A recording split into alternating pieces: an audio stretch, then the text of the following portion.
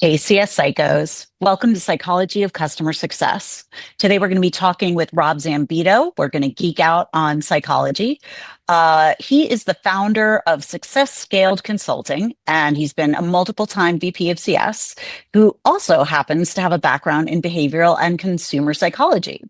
So we'll discuss how buyers make decisions, how to keep your CS team from becoming the junk drawer of the organization, plus the underhyped skill that gets you buy-in with the C-suite. That's all coming up next, right here on Psychology of Customer Success. Stay tuned. Humans don't think or behave like computers. You can't just run a command and get them to do what you want them to do. So why are you still basing your CS strategy based solely on logic? I'm Rachel Provan, CS leadership coach, award-winning CS strategist, and certified psych nerd. I teach CS leaders how to build and scale world-class CS departments using a combination of strategy, leadership, and mindset, using my secret weapon, psychology. Come join me every Wednesday for Psychology of Customer Success, where we'll dive into why people do the things they do, what motivates them, and the effect that has on your CS strategy, team dynamics, and executive presence. Make sure to subscribe on Apple, Spotify, or wherever you listen to podcasts, and make sure to share it with your CS bestie. Talk soon, and here's to your success.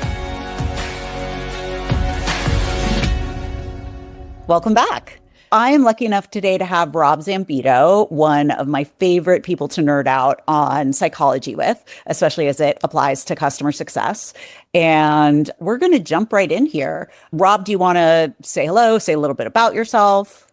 Sure. Yeah. Thank you for having me, Rachel. A longtime listener on my side. But no, really, it's a pleasure to be here. If I haven't met anyone listening, I'm Rob Zambito. I'm a three-time customer success leader. I'm a full-time consultant. I'm founder and CEO of Success Scaled Consulting. Small team, and what we do is we turn customer success teams into proactive revenue-generating engines. So we have a core 6-month program we like to run teams through. That's like our core thing. We also do on the side some advisory work and some product management advisory work, just because that's kind of ancillary to what we do, some RevOps work as well. And I also co-host the Daily Stand-Up podcast, which Yeah, you do.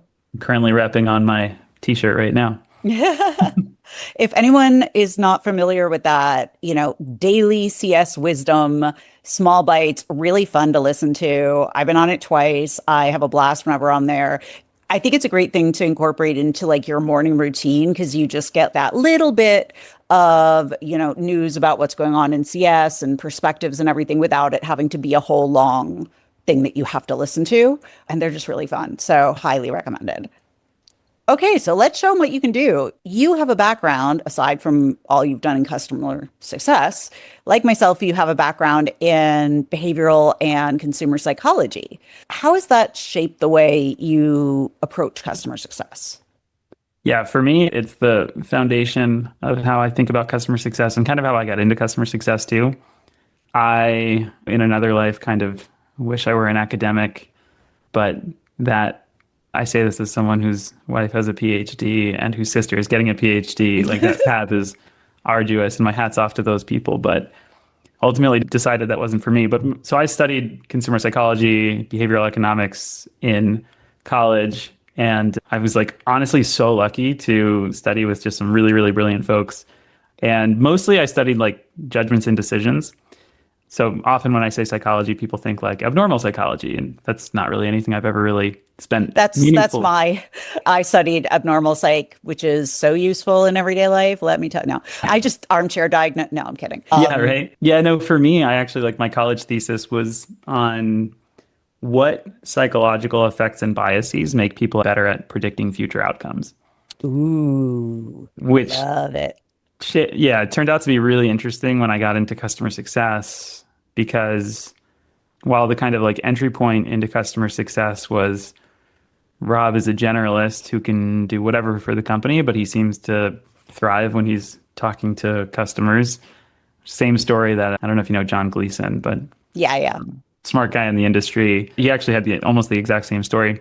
So what started with that ended up with me kind of realizing that for me, psychology is the foundation of customer success in two ways. On the one hand, there's the more intuitive side, which is that The customer journey is founded on judgments and decisions. And there's a ton of different effects and biases and heuristics that go into that experience, which we could geek out on. But I also think there's the research methodology lens. I think studying psych for me taught me a way more rigorous way of thinking about the world, of Hmm. structuring problems, of establishing a hypothesis, testing that hypothesis, which now we call A/B testing. That was a term that I didn't know, obviously in college.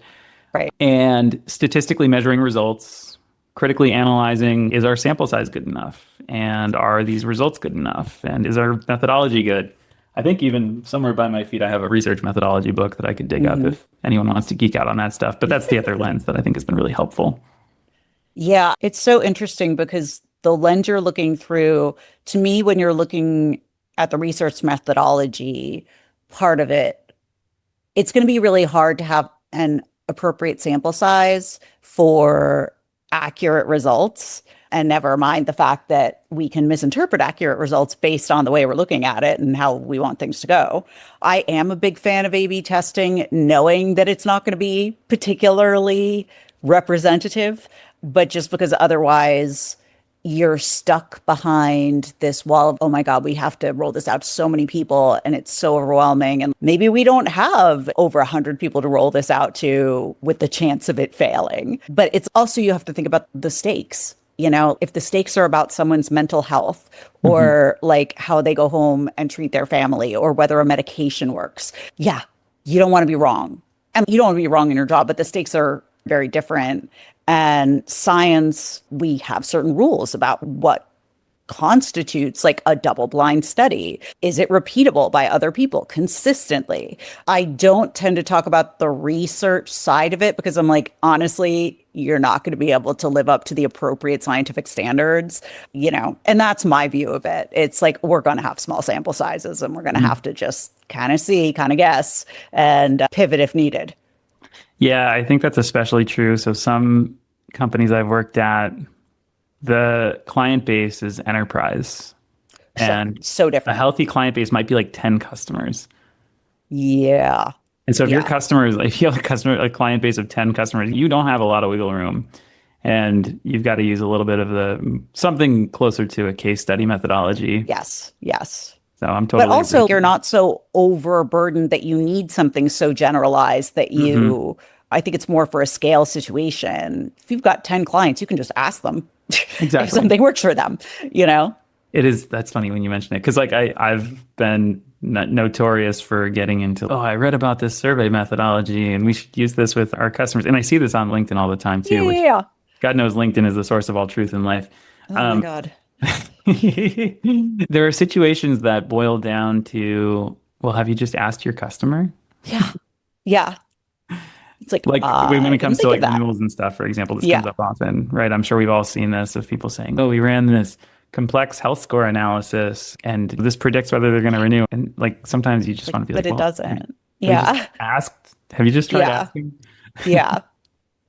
I think health scores are great and important, and they can be great for early warning signals, but you're Hmm. probably not going to get more than like 85% accuracy. And who knows with machine learning, but yeah, people are too unpredictable and too different Hmm. from one another for you to be able to say with certainty, like, oh, these people are out when it's like, well, no, their software tanked Hmm. and they're maybe focused on that right now and not so much on our platform. Hmm. It's really hard to get that accurate. Yeah.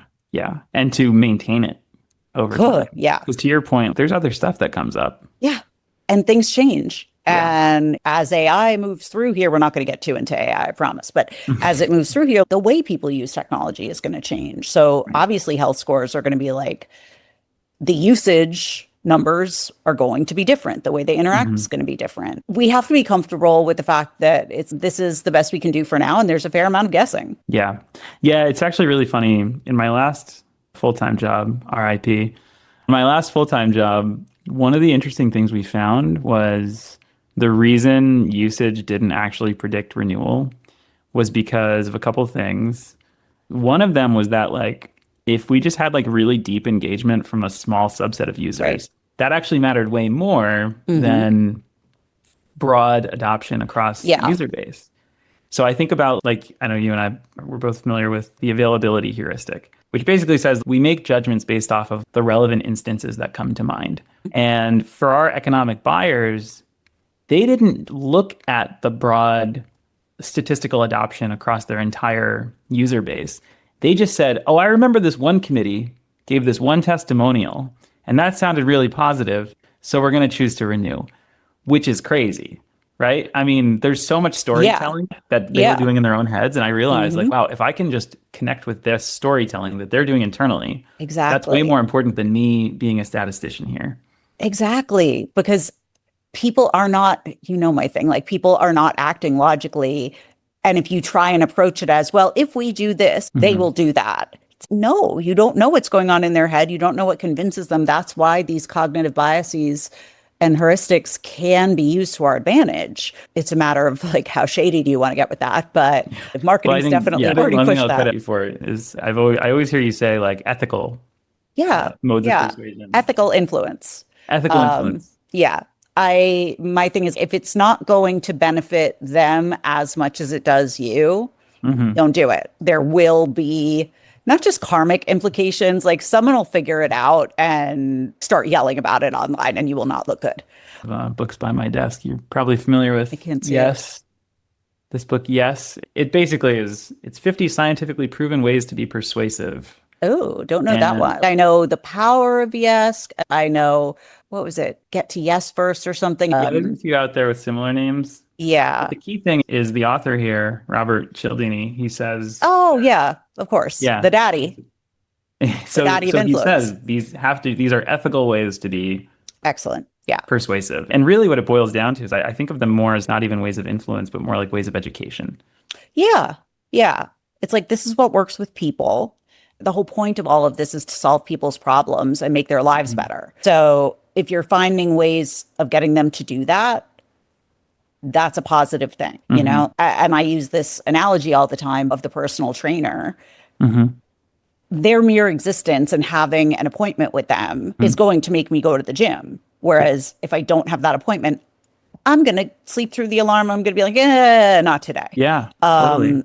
And, That, just that having that responsibility, having already paid them, not wanting them to think badly of me, all of mhm. those things factor in. So why not use that as a motivation? Like I'm manipulating myself. Yeah. Absolutely. I'll take it. I'm not going because I don't know how to do a push up, you Yeah. know?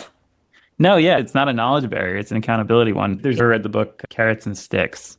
It's one that I read like a I know a lot about it. I haven't read it. Since I've had children, I have only listened to yeah. audiobooks. They do not allow me to read. It's Yeah, considered, you've oh, it's other time to jump on mom if I yeah, have a book you've on my got lap. other But things to I worry about. I love books, but I listen to any audiobook I can get my hands on Yeah. about psychology. But if there isn't an audiobook or if it's terrible, it's going to be like, all right, I'm going to see if ChatGPT can summarize this for me Yeah. a bit. But I do miss just like diving into a good book. But I do know it's an old concept, that carrots and sticks. Yeah. Yeah. It's one I'm digging into deeply with my dog because I have Mm-hmm. a puppy and he's 7 months old and he is very bitey. And everyone's like, positive reinforcement only. And I'm like, I Oh, don't want to give this dog a treat for biting my arm, you yeah. know? Right. And I don't want to yell at him or be mean, but the positive reinforcement is not working so well. Yeah. It's interesting. And I do believe in positive reinforcement. It is what I teach in leadership, but I'm constantly Hmm. joking to my husband, you know what? Human first leadership does not work on dogs. Yeah. Well, I think it's funny too, because just before we started recording, we were talking about both our backgrounds in the restaurant world, where Hmm. feedback in the restaurant world is nasty, Not brutish, and friendly. short. Yeah. It's Yeah. not. It's not a lot of positive reinforcement. No, no. And I also come from the acting world, which is not a lot Oh of, boy. oh, Yeah, yeah. Oh, that's yeah. People tell you exactly what they think about you as if they are describing a pair of pants on a chair, even though you're like right in a room. that's rough. Yeah. So I got out of that because I was like, I'd like to be treated like a human. And I Yeah. got out of corporate because I'd like to be treated like a human. Yeah. Yeah. Welcome to the club. It's a pity, but that is something that is one of my purposes in life to bring more humanity and kindness back Mm. into the office world because I really believe, whether it's remote or in office, I really do believe that drives profits Mm. and that treating people better with respect, giving them buy-in, you know, giving them something to work on, helping them be part of the decision, giving them credit for things.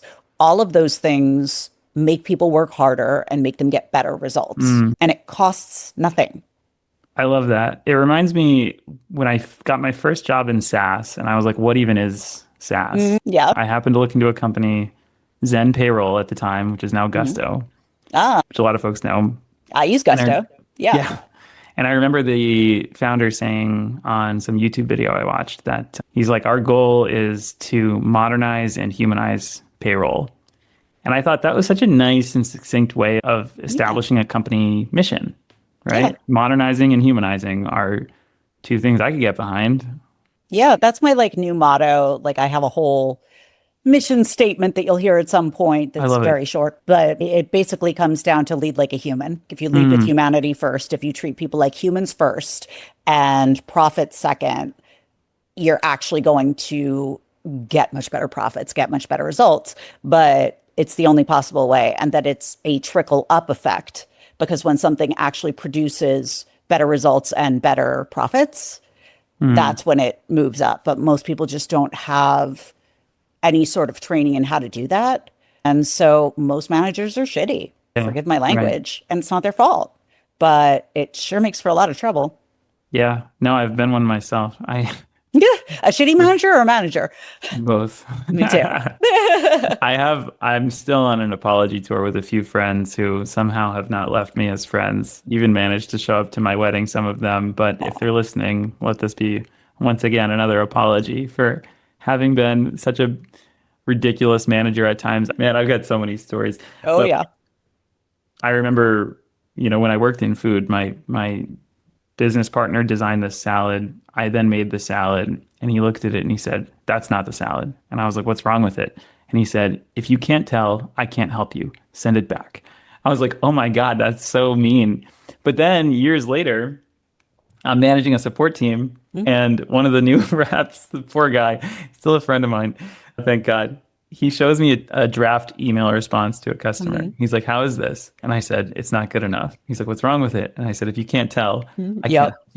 And I Yep. was like, "Who am I?" I'm such a Oh bad no, it manager. happened to me. But you see, this is what happens. It's what we see modeled, and then Yeah. it's what we do because it's, oh, that's what a manager does. Yeah. Yeah. Well, And and so believe me, actually, at least they still talk to you. The people I first managed do not talk to me, and I do not blame them. yeah. Yeah. Yeah. It's actually really funny too, because in that process, I'm fortunate to be married to a psychologist. Ah, And my wife has helped me unpack so many mm, of these biases that I oh have. God, yeah.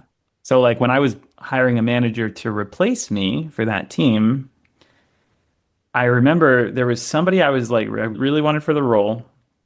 And I kept saying this other person, she was never going to be able to live up to the expectations. And my wife kind of brought it to my attention. She was like, "Do you think it's possible that Yeah. you're maybe indexing a little heavy on certain traits that maybe skew a little bit more towards people who look and sound and Sound act like like you?" you.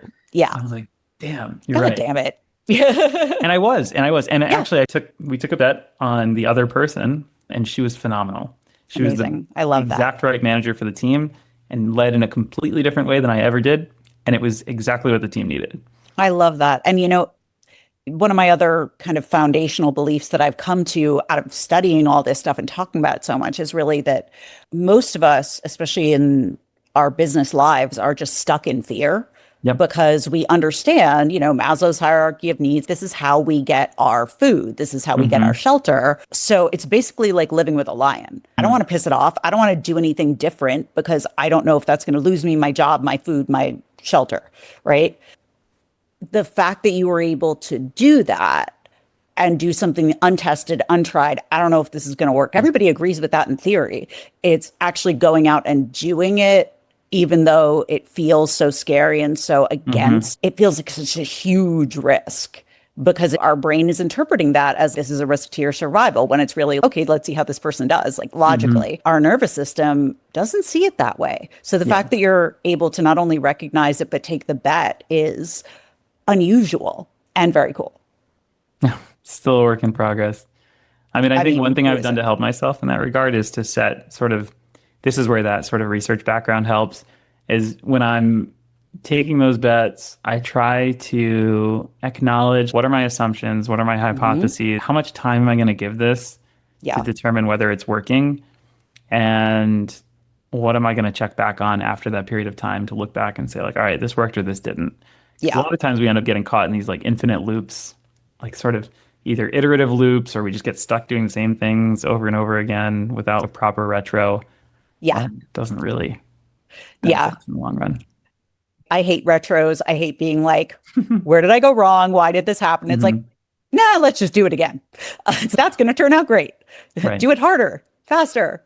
We'll be smarter. We'll work harder than we did before. And no, it tends to turn out the same way. So, yeah, that's another human thing. I know what happened. I just wasn't dedicated enough. It's like, Right. yeah, that is not your personality type.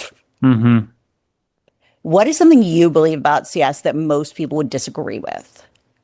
You know, I have multiple answers here. Of course.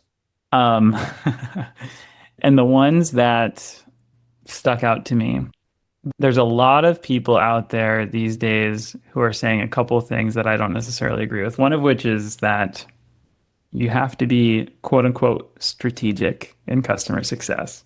And I don't disagree with it, but I think it's very poorly defined It's in vague as most of hell. our, Yeah. yeah. The thing is, I had a CEO say to me once, she was like, Rob, everything this team is doing is strategic. We wouldn't be doing it otherwise. And while we acknowledge that there are certain things we're doing that are less strategic than others, if you're answering a support ticket, that is a strategy, Hmm. right? If you're doing reactive work, that is a strategy. And I'm a little bit concerned that, yeah, again, this world of LinkedIn has built up this notion of being a CSM as basically being this hands-off keyboard armchair advisor who Hmm. never really does the work. And no one's going to Advise, treat you like that. yeah. Companies aren't going to trust you like that.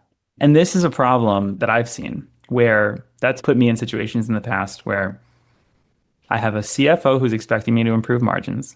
I have a CEO who's expecting me to upsell. I have a CSM who's on my team who's saying we're supposed to be strategic advisors. Hmm. And then I have a customer who's saying, I just need someone to fix this bug. If Yeah. it's not you, who is it? Right. And I think that the other answer I had to this question is that I don't believe customer success is a monolith. I don't think it's a single thing, and that's okay. I Yeah. think we've reached the point now where customer success has been around for long enough that we can say the same way quote unquote marketing is not just one singular thing. A field marketer is very Right. different from an SEO marketer, is very different from a content marketer. I Yeah. think we need that language, that shared vernacular in customer success to say, I call this the five personas of customer success. I'm working on something here, Love it. Yeah. but to be able to say there is the value first persona, there is the commercial first persona who focuses on renewals and upsells and dollars and cents.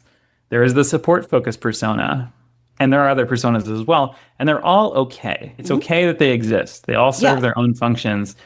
I think it's really important that teams align on what their core identity is and they share that internally and with their customer.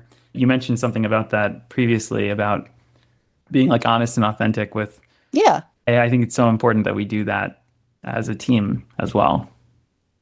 Yeah. I feel I'm interested in this multiple personae because I do feel that CS teams have taken on so many different roles at this point that it's Hmm. become very diluted and well, diluted and diluted. Hmm. But it's you have to figure out like what's really possible. And the problem with customer success with the whole value model, like making sure that customers get to value with their product, Hmm. I do think there is value in that because people are not logical and they're not going to just go and use the product the way they're supposed to because you made it and it works, hopefully. Some are, but not all. Not to the extent that you're going to be happy with your renewal rate. I do think it's okay that they exist to be like, all right, almost like project managers. It's like our Hmm. goal is to get Yeah. you to this result, and we are working with you till we get Right. there. And once we get there, we'll see other ways in which we can help you. It's really working back and forth with that. And you really can't upsell much before you reach that value. Yeah. None of that seems like it should be all that difficult to understand to me. But the issue is you can't physically see that value. You can't Hmm. put it in a spreadsheet, like, because it does require the human to human interaction to figure out where they're falling off, you know? It's, I don't know if my trainer has to figure out why I'm not showing up and call me and Yeah. kick my ass and be like, Right. come on, let's be honest, stop ghosting me and tell me what's really going on. And it's like, well, Hmm. I don't like squats. Well, you could just tell me that and then we don't have to do them. But there is that psychological part that we do have to handle the human being a human. And Hmm. I'm sorry, it's really hard to track that on a chart, but if you don't Yeah. do it, you're not going to get any of the other stuff you want. I mean, it's even hard for us to know ourselves. Like, I think Yeah, you might not in that moment recognize that it's the squats that are stopping you. I right. remember this time I was having this bad day and I tried so hard to unpack what was going on and all the way like, is this something to do with my upbringing? And it turns out I recalled this moment in the day when I started having a bad day, and it was because a rock hit my windshield and it cracked my windshield. And I was like, oh, wait a second. This is That'll not a do it. psychological, Yeah, existential moment for me. This is just a rock hit my yeah. windshield, and that's okay. Yeah, I wind up quite often in therapy being like, I don't know, I'm just stressed. I don't Yeah. know. One of these Right. days I'm gonna, it'll be like, how are you? And one of these days I will not say tired, but it's very easy to get wrapped up in your head of, well, is it this or is it this? I've got my Hmm. own stories going on while they've got their own stories going Yeah. on. And it's really hard for anyone to see clearly. Worries And is the right word. yeah, That's a good one. no, we all make up stories and we're not acting on facts. We all make up ideas about what the facts mean. So we're making up Hmm. stories in our heads and then we're going around believing them true and acting on them all day long. And each of us in a different little main character story. And it's like the most chaotic soap opera. Yeah, it's just not going to be logical. I'm sorry. I don't know if you've ever heard, there's a semi-cheesy like parable of these three bricklayers. And the Hmm. first one says, I'm laying bricks. The second one says, I'm building a wall. The third one says, I'm building a cathedral. Hmm. And they're all doing the exact same thing, but they're all Yeah. having wildly different experiences based on the story Hmm. that they're telling themselves. Yeah, But that was pretty useful. absolutely. Absolutely. And yeah, I could go down a rabbit hole with that one too. I hadn't heard that one, but I am a cheesy person, so I enjoy that. Love it. I was like, bring me the platter.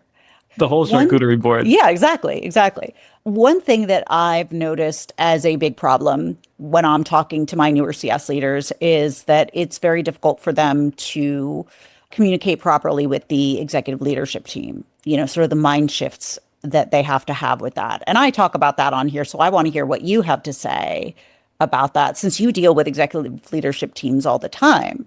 Mhm. How can we better convince them? How can we better get their buy-in as to the value and give us the time and give us the budget? Hmm.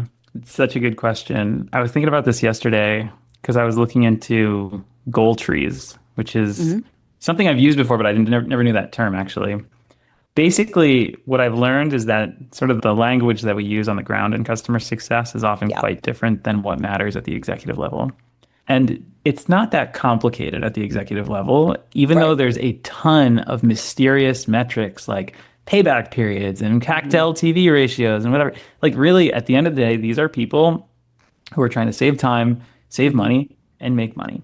And save time, by the way, is just another form of Is a way of saving making money. money. So, Yeah, saving so, money. so what I learned is like, and this is one of the cool areas that I get to help fill in as a consultant is I can help sort of translate the language of the individual success rep or support rep on the ground who's doing the work and translate it all the way up to the big picture at the executive level. So that might look something on this goal tree, sort of like the cathedral thing. It's like that the individual support rep might be like, I'm answering a ticket. But then the next level up is I'm making our customers satisfied. The next level up is Hmm. I'm making our customers so satisfied that they retain and expand and refer their friends. And then the highest level is I'm building a massive enterprise here based off of the fact that our whole customer base is having a thriving experience where they love to stay a customer of ours, refer their friends, and expand their business with us. That's a much better narrative to tell. And that story is to be told. It's just getting it in the numbers is Yeah, a little bit tricky, but certainly can be done if you master the data. I love that. I love that. Yeah, I think it's tricky because I found, especially in customer success, like we love nuance and we have a tendency to over explain. Hmm. And people at that level are just like, oh my God, get to the point. I'm begging you. Us over Like, explain never. yeah, never. It's like, but no, you don't understand the exact nuance of this and why I did what I did. You might think I'd be wrong, but you'd be wrong because here's why. Oh, God help anyone who has to listen to my brain. Welcome to the Me club. especially, me especially. When you go into these companies, what do you tell the CS people as opposed to like you're advising the executive leadership team on like how CS should be run, how it works? What do you tell the people on the ground? Yeah, there's a wide array of things that stem from just a brief maturity assessment we Mhm. often do. So like a lot of times when I start working with an organization, there's an overall like skills assessment we tend to do with the team. And I don't want that to sound like anything arduous or anything like threatening, but it's actually really helpful. I think a lot of orgs that I work with, they're like, we either don't have job descriptions or we haven't updated them in years, or more recently were just spit out by ChatGPT, which is like meant to be some aggregation of It's just all pulling it these from Wikipedia, man. yeah. Like, Or and not it's not just job descriptions. It's like maybe lacking defined KPIs, yeah, maybe lacking defined accountability charts or RACI charts, or I just learned this term rapid chart. That's like a new one that I just learned. But basically it's a yeah. chart of who's responsible Swim for lanes, what. yeah. Yeah, fancy names for basically just saying who's on first. We all love our acronyms. Yeah, right. So, but the funny thing is, I realized that in doing that exercise, there comes up an opportunity for a lot of transparency, a lot of identification of like where are their skills gaps and coaching opportunities with the team. And then how do we build that into a scalable and repeatable process? So for me, there's three big things I like to focus on. There's customer ops, so like what is the customer experience like and the customer journey and the fixtures around that, like customer advisory boards, voice of the customer programs. There's rev ops, so like how do we model that data in our systems and our CRMs and our CSPs? But then maybe the most central piece of this is people ops, which is exactly this domain, where if you don't have mastery over people ops, in a lot of organizations, you're really not going to have a successful company without having successful people. And most people who start a company are not experts with people, they're experts with products, Hmm. you know? Totally. And unless you hire like a professional CEO, and I've had some of those, and let me tell you, they're not so Aren't great they with people delightful? either.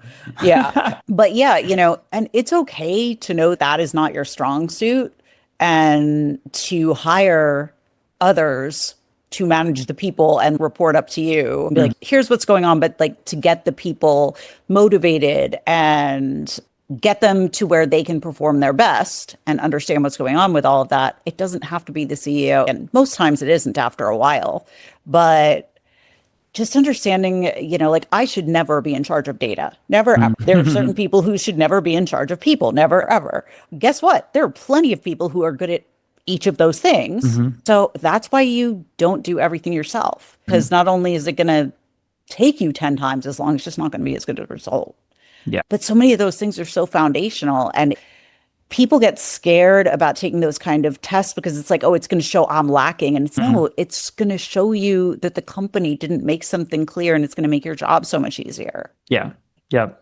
Yeah, exactly. We talk about storytelling. It's one thing to view those moments as a threat versus as an opportunity.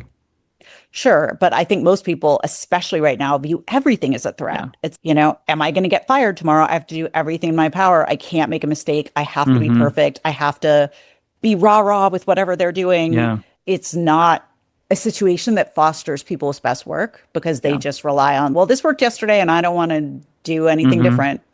It's like, well, what worked yesterday probably isn't going to work today. Yeah. Sorry. Yeah, it's tough.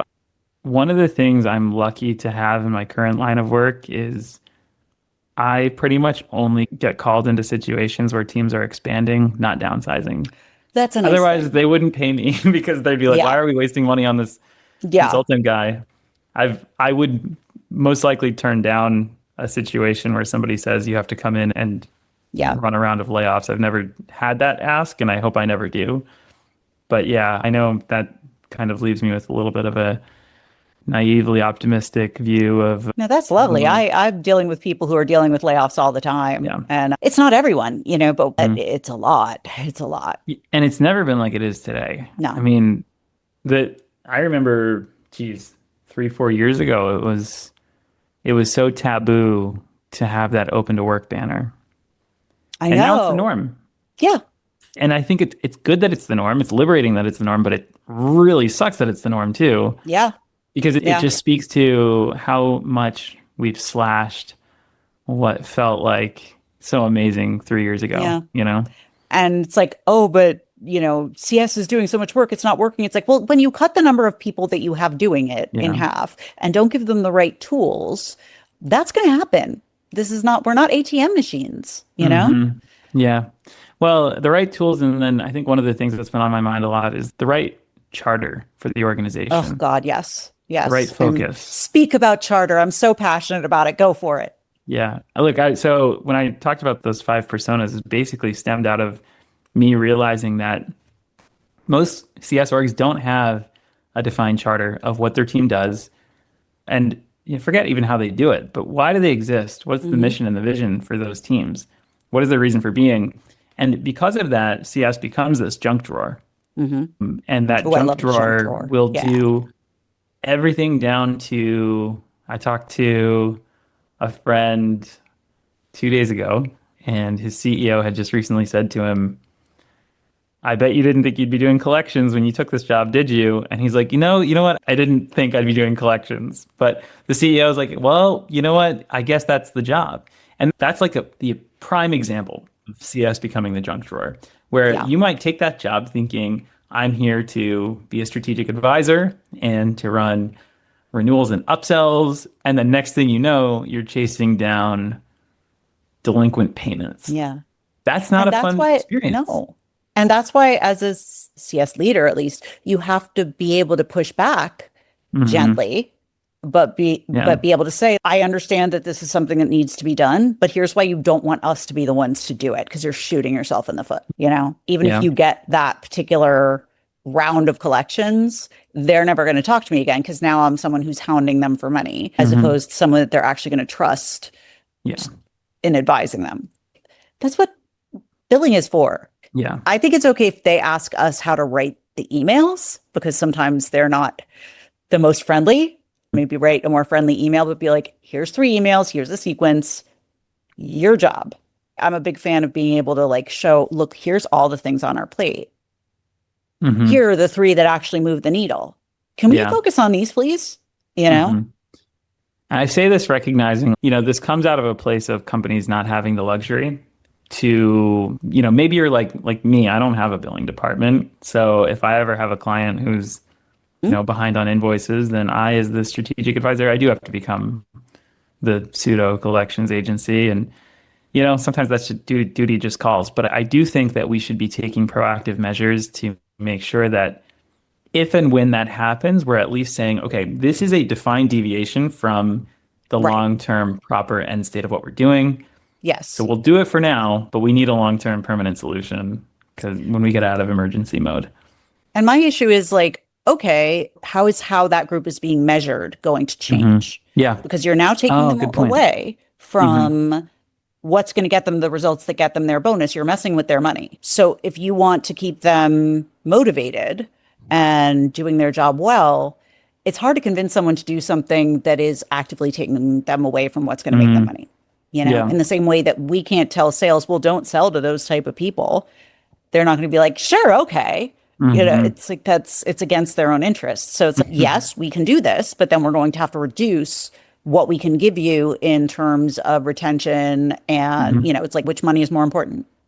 Yeah, actually, you're coming back to that same topic we had before around carrots and sticks. I think one of the interesting perspectives I can help bring to some orgs that I work with is incentive misalignment, Oh, which we've 100%. all been on the receiving end of that, especially where we see these situations where like customer success and sales are arguing over who should own what and why this handoff was so bad, and why the other one is such a pain. Hmm. Meanwhile, product's sitting behind the scenes and they're like, why are you both such a pain?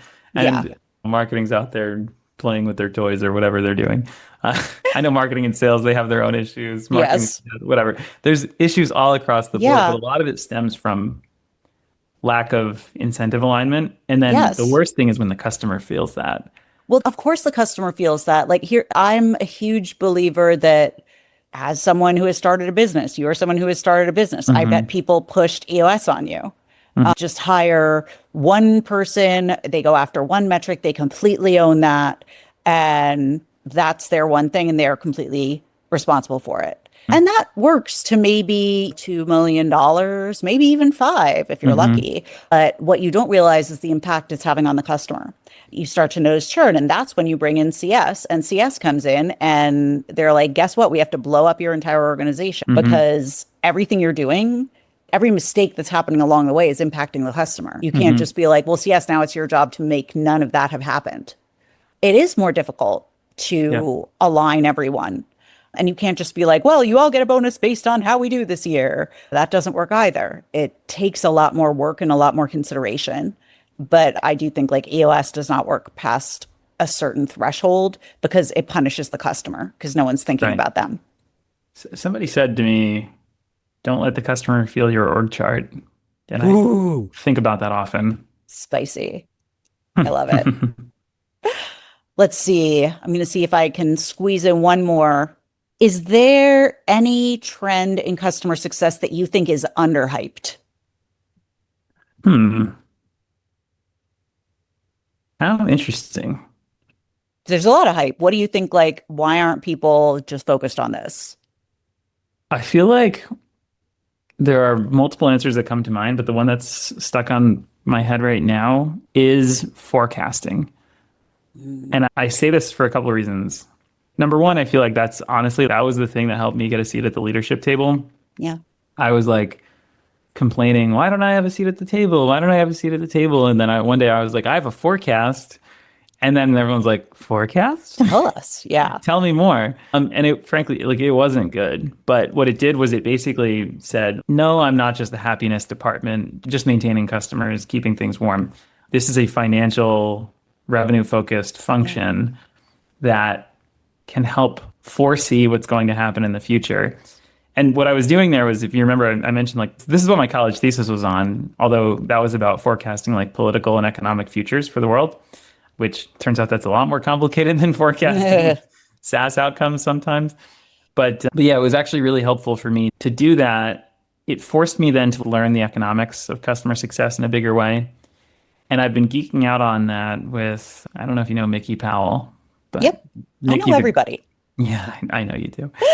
Mickey and I have been talking for months about using machine learning Yeah. to forecast Mhm. SaaS futures, which we think is really interesting. It But we is. kind of have this idea of building something that is akin to a prediction market for Mhm. customer success and customer outcomes. And we think that's possible. And that might be the most That would potentially be the most hugely fundamental unit. helpful. Yeah. Yeah, that might fundamentally predict the outcomes of the overall companies Yeah. that that we work on this with. So if That would anyone's be interested in incredible. working on that, we're like Keep me obviously posted. that pulls in a lot of psychology because the things Yes. that make people predict the future, there's tons of biases Of in course. that You process. can't avoid it. But you just got to be willing to call a number and Mm, know that, yeah, you might be wrong. Guess what? Sales is wrong all the time. mm, They're not going to be like, well, you're fired because you were 5 points off. mm-hmm, Like, we mm-hmm. based it on this. Everyone agreed that made sense at the time. We didn't know this data point. Now we do, and we're going to pivot. Yeah, right. It's the best we can do. Yeah, and I think having that like intellectual honesty Yeah. as a team and as a company to say we were incorrect, but we recognize why we were incorrect. Yeah. Here are the steps we're taking to Yeah. mitigate that risk in the future. That's such a liberating experience to go It's just through a when it's part grump. of a healthy company Yeah. culture. It's just a bunch of grown-ups in a room trying to figure stuff out. No one has secret magical powers because they have a title, Hmm. Can unless feel they're that way like sometimes. some kind of brilliant economist, then okay, maybe listen to them. Yeah. But most likely people are like, well, here's what I think and here's why, and Hmm. here's what I think would be a good idea. Poke holes in it. What do you guys think? Yeah. And if everyone around the table is like, yeah, sounds good to me, if you come back and you're like, well, that didn't work, you really can't get in that much trouble for it because everyone was agreed. No one was like, yeah, I can see this is going to fail and here's why. Yeah. And you didn't listen to them. But this is so much fun. I could do this for hours, but Our listeners do not get to hear all of that. So we gave them a taste of it today, and I'm sure we'll have you back sometime. I always love talking about this stuff with you. You have the best perspectives. Likewise. And where can people find you if their company wants to work with you? If they just want to pick your brain on, well, not pick your brain, but if they want to pay you to pick your brain, how can they find you? I have no problem we often do like a complimentary customer success maturity assessment. Okay. Basically assess where is the org today? What are the missing playbooks and pieces that can help drive revenue? But yeah, LinkedIn's the best way to find me. Okay. My email is hello@robzambito.com. So just my name, really easy. Based in Boston. If anybody's local, feel free to let me know. Come hang. I go to New York often as well. Yeah. But yeah, go Knicks. By the time this publishes, I imagine they're going to be eliminated. But anyway, I have no idea. Sports ball is not my strong suit. Yeah, I can talk about the psychology of sports another time because I just find humor in a lot of it at this point, but take it seriously nonetheless. But anyway, regardless, yeah, LinkedIn, email, and feel free to drop me a line. I'm always open to making new friends. Amazing. Do it, people. You will thank yourself for it because Rob is just an amazing guy and super smart and super kind. Thank you for the kindness of taking your time to be with us today and sharing your knowledge with all CS psychos.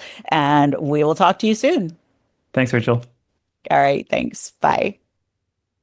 All right, that's all I have for you today. Thank you so much for joining me. There'll be links in the show notes for everything we talked about today. And if you're interested in leveling up your CS strategy, team leadership, and executive presence with me, make sure to get on the VIP notification list for the CS Leadership Academy so that you'll be the first to know when the doors open back up. So that's probandsuccess.com/waitlist. And until next time, take care of yourself, get some rest, and make sure to share this with your CS bestie. Talk soon, and here's to your success.